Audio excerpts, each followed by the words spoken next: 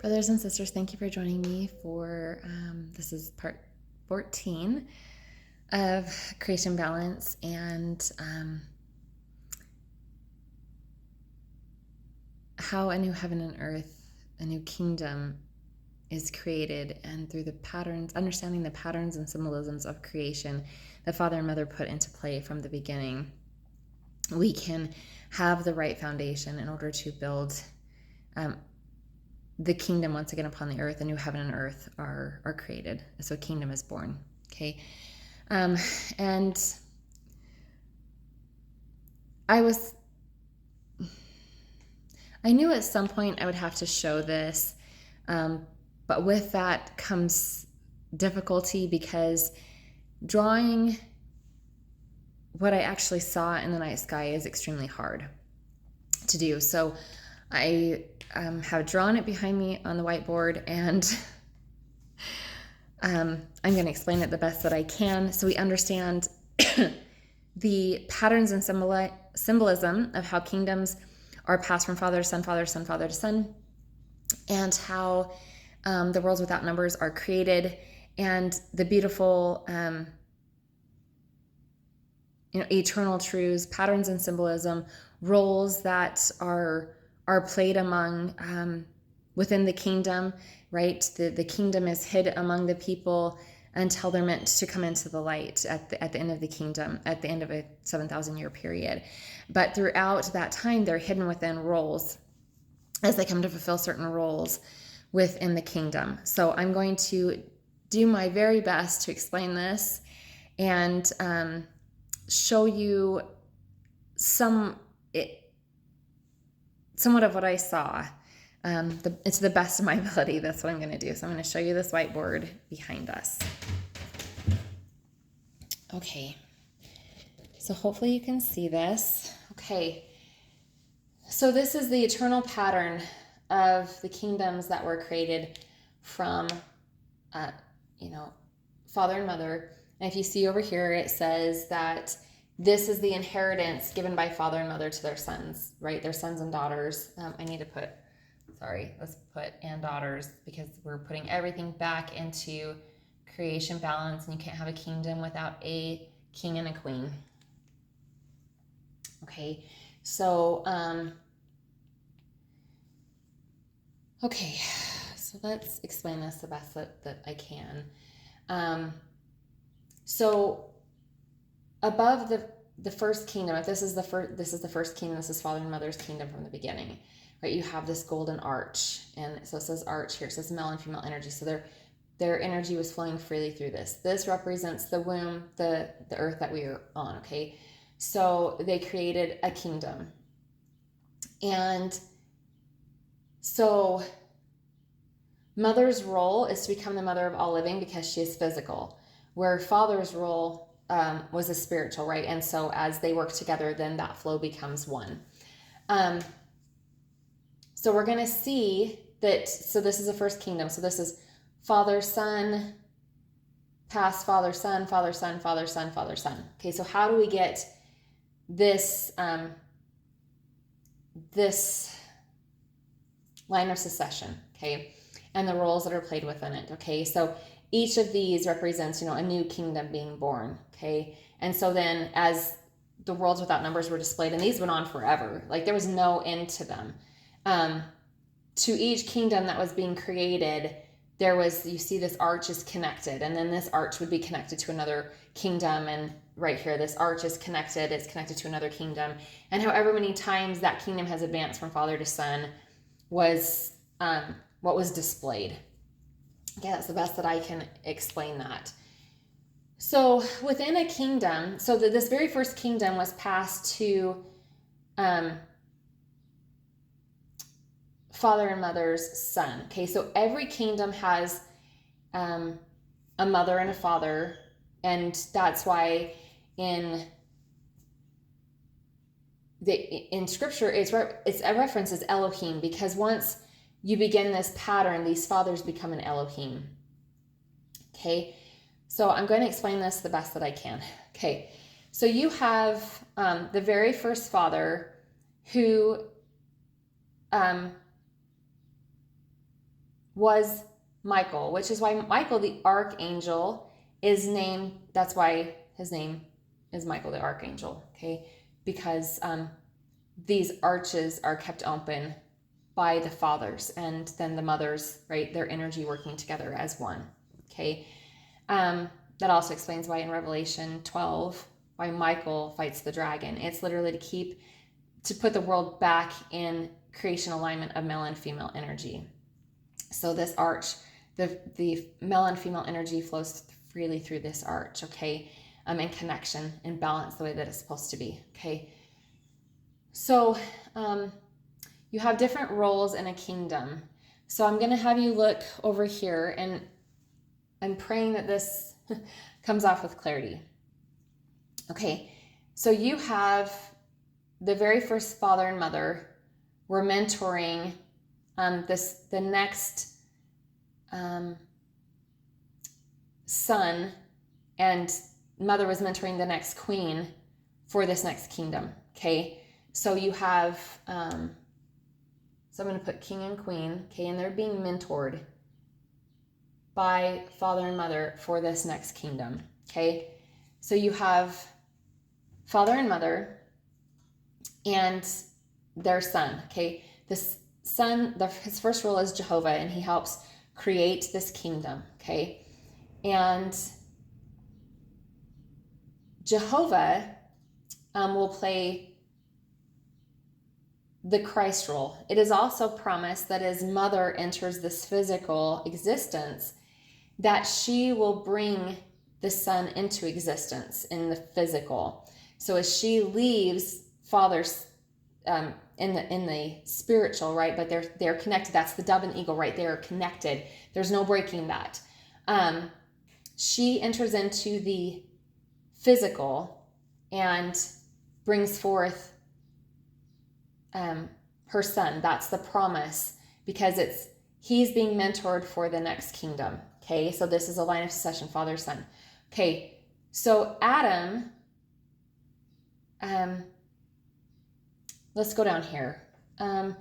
So then we have, okay, father is mentoring Jehovah, and Jehovah is mentoring, so Jehovah then is the father of his son Michael, named after his grandfather Michael, but when he enters the physical realm, he's known as Adam. Okay, so what it's doing is father is mentoring his son, and this father is mentoring his son. Okay, line of succession. Father, son, father, son, father, son. They're always being mentored for the next role. Okay, so if, Jehovah, so then Christ, okay, so if he came as, when he came as Joshua, okay, and we know that Mary Magdalene him and Mary Magdalene were in a kingdom union. And that means that, so they were in a kingdom union. So that is why Joshua was called rabbi. You cannot be called a rabbi without being in a union, okay? So Mary Magdalene then is mentoring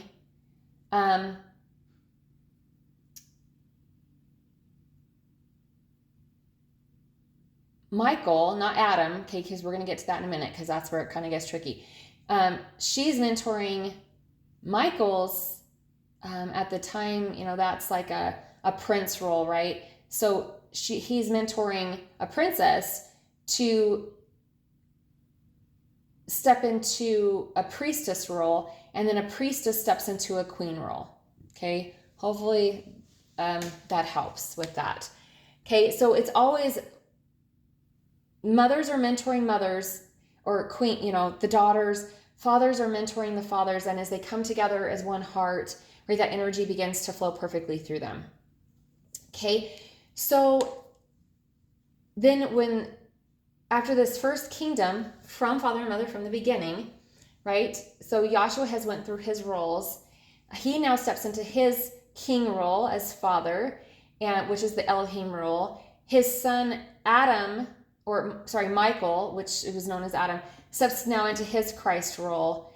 And it's this is the inheritance that's passed father to son, and well, father and mother passed to their children. Okay. So how does this work? Okay. And like I said, this is a lot, and I pray that you can just allow the Spirit to guide you through this process. Okay. So when you have a kingdom, there are certain roles that are played within a kingdom. Okay. So if the mother is instructed to come into the physical in order to bring her son forth, okay, then she leaves father, and who does she come to mentor, knowing that this plan has to, so they mentor both male and female, and I need to say that, okay? Sorry, I should have said that before. Okay, so she knows that this plan has to take place every 7,000 years in order for a new kingdom to be born. So in order for that to happen, the woman leaves, and who enters? Okay, this Adam, which is Michael, named after his grandfather, okay? So then mother leaves to come into the physical, knowing that it's her job to create the family here upon the earth in the physical, and that this, father-son pattern, these roles have to be put into play in order for the kingdom to flourish in the next 7,000 years so that the line of succession can continue. Because if this pattern stops, the kingdom, it stops, that it can't continue, right? The pattern is broken. And that's why the golden arches, the male and female energy has to move freely from them, or else the kingdom literally falls away from the first kingdom, and their kingdoms fall if the men don't get out of this patriarchal dominance and women don't get out of matriarchal dominance, right? Their kingdoms fall because this energy can't flow freely through them. Okay, so with that being said, mother leaves father for a time, right? But this flow, the dove and the eagle, is continual. It doesn't matter whether they are together or apart. This energy continues to flow unrestricted, okay? So we come to play rules to help the kingdom progress. So mother knew that in order for the eternal progression of another kingdom to progress, and for a new kingdom to be brought forward, that the fruit had to be partaken of. And so she comes as a helpmate to Adam/Michael to help him see eternally how the progression works, and to partake of this fruit, knowing that that's how they eternally progress. They have to partake of the fruit in order to eternally progress. So I'm going to share really quick some roles that I'm just going to do a few of them, okay? I'm going to do some roles that Elohim played, some roles that Eve plays, roles that Jehovah plays, roles that Michael/Adam played, and roles that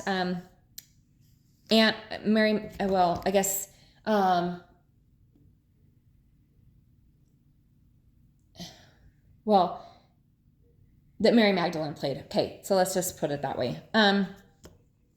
So in this scene, and I only used the ones from the Old and New Testament, but there are many records. There are so many different roles that are played.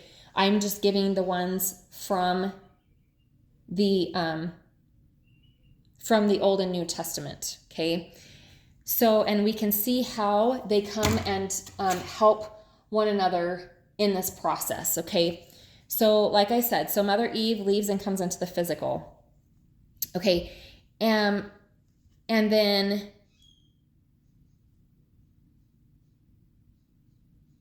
at this point, Eve comes into the physical and begins this plan. And then throughout this time, Elohim will also enter into the physical because he is mentoring his son. And, Jehovah then is being mentored by father, and Adam is being mentored by his father, Jehovah. So it's a pattern, right? And the mothers are mentoring each other. So we have Elohim, and we have, the first father and mother, okay? And then it steps into, now it's an Elohim role, okay? So you have father and mother, you have Jehovah, Michael. Okay, so a father role or an Elohim role, they came as Abraham. So you see, and then you see that Eve came as Sarah. And so Abraham and Sarah then bring their son Isaac into the world, and Isaac and I didn't, like I said, I didn't write down everything. So then Isaac and his wife bring their son into the world, and that is Jacob, and Jacob is Adam. Okay, so you have Jehovah, you have father who played Abraham, you have mother who played Sarah, you have Jehovah who played Isaac, and you have Michael, Adam, who played Jacob. Okay, so then we're going to go to, I'm just showing you patterns of this. Okay, so then you have, let's see. So I'm trying to do mentoring ones. So you have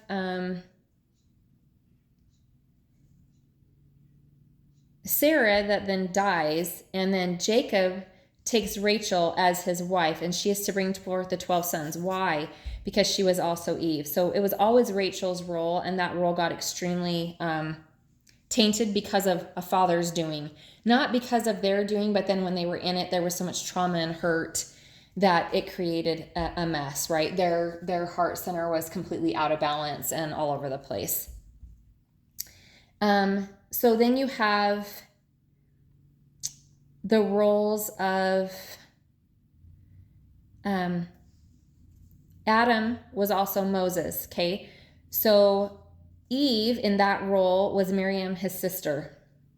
And then you have Jehovah playing the role of Aaron in that life. So Jehovah again was mentoring his son, but from a brother perspective, and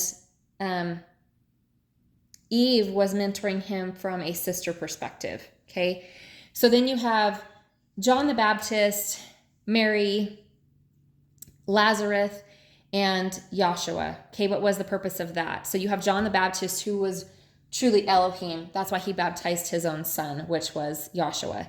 Okay, you have Eve, which was Mary.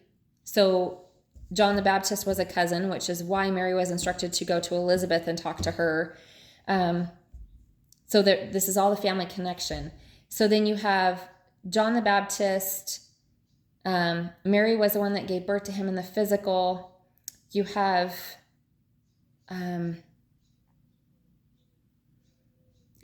Joshua, and then you have Lazarus. So Lazarus was also Adam. So see the family unit, they were all connected. They were cousins, and they were all related in a cousin aspect from the world. So then we have Anna. So when Joshua was born, there's this, priestess who had been explaining, she'd been alive for hundreds of years, and she waited and she was the one that was able to testify that the Christ child had been born, and then that her eyes had seen it had been born, that he had been born, and then she was never heard of again throughout Scripture. So as she passed, she re-entered as Mary Magdalene. So she was witnessing her, the Lord role. He was Lord of Lords. In that role, he was Savior and Redeemer. She was witnessing that happen. And so she testified of that. So when she returns to her next role, she is Mary Magdalene. Okay. So then,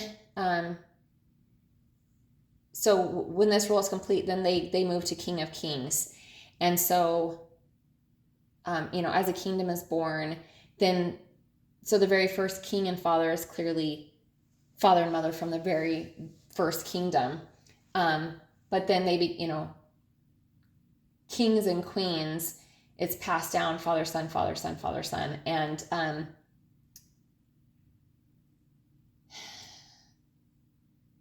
they take their rightful place. So to be a king of kings, okay, so let me regain my thoughts here. So to become a king of kings, now your kingdom is being born. He fulfilled his Lord of Lords, and he was showing the people how to. The next rule is for him to become King of Kings. This world has to be created, so he has to show them how it's done. So he was being mentored through that process, but he was also preparing the kingdom to come, because that's his role, to become King of Kings. And he becomes King of the kings that have already been crowned.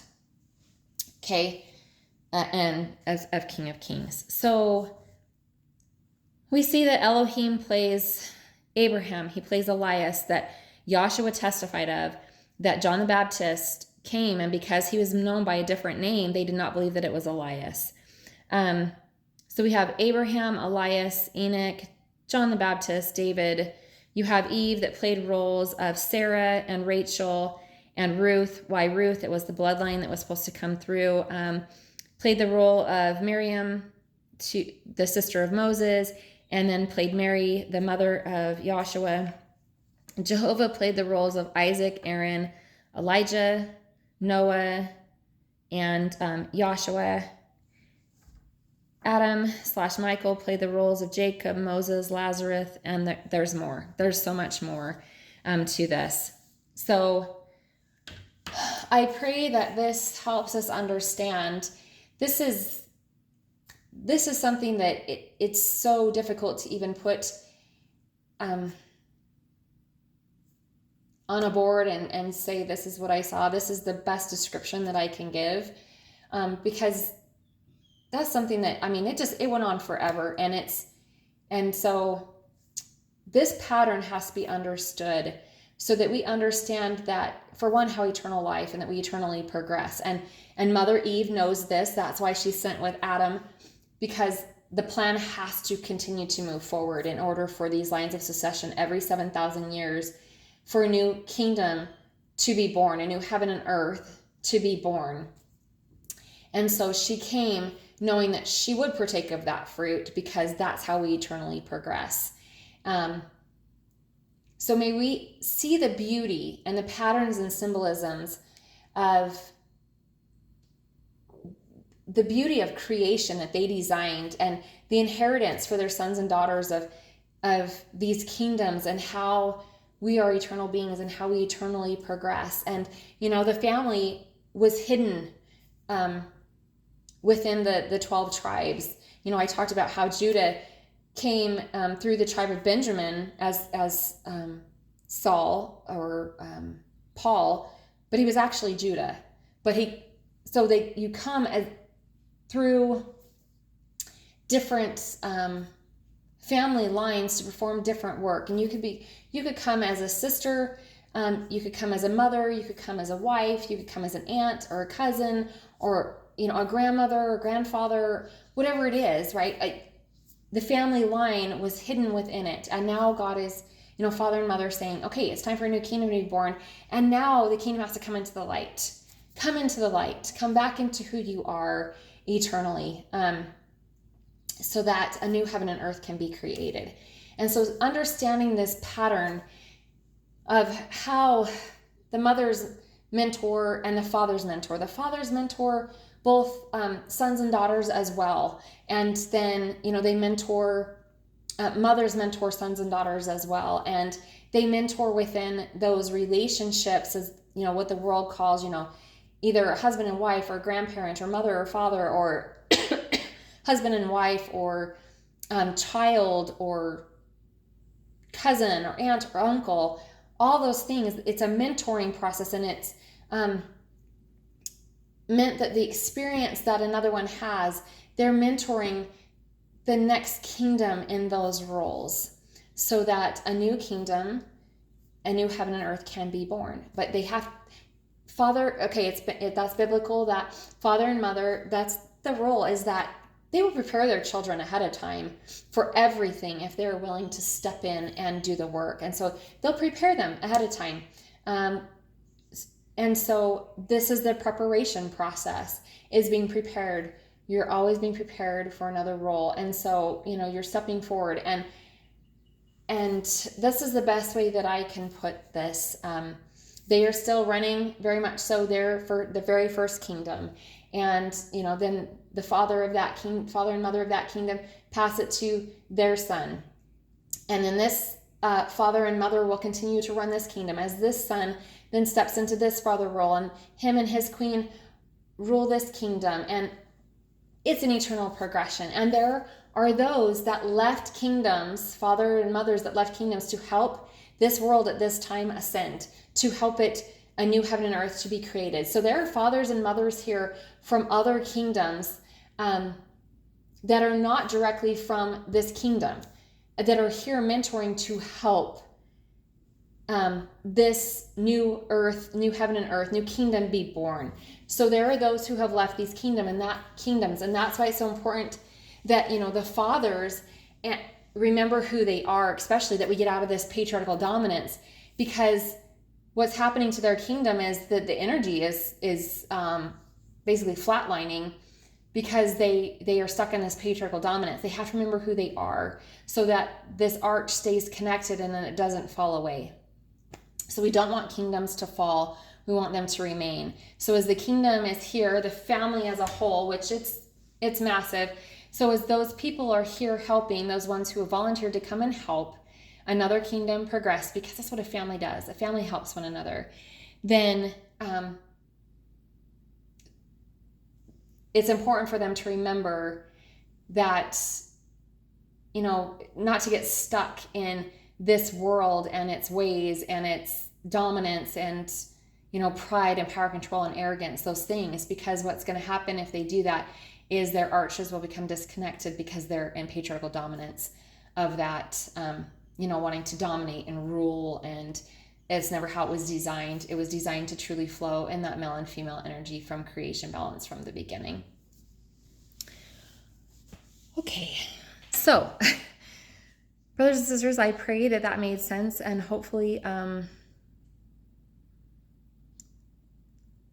all I can do is hand that over to father and mother and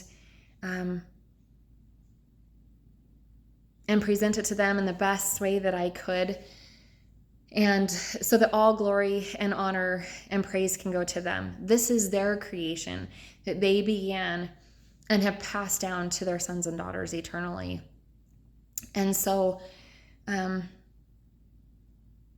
have shared this information with the most pureness of heart that I could do. There was a lot of heaviness with it, because this is a lot to explain. And but I know that in order to have a new kingdom be born, it has to be born on the true solid foundation of creation from the beginning. And so may all honor and glory and praise be to our Father and Mother in heaven. And may we take all questions to them, so that a new heaven and earth can be born, a new kingdom can be born, and our King of Kings can return. Have a glorious day.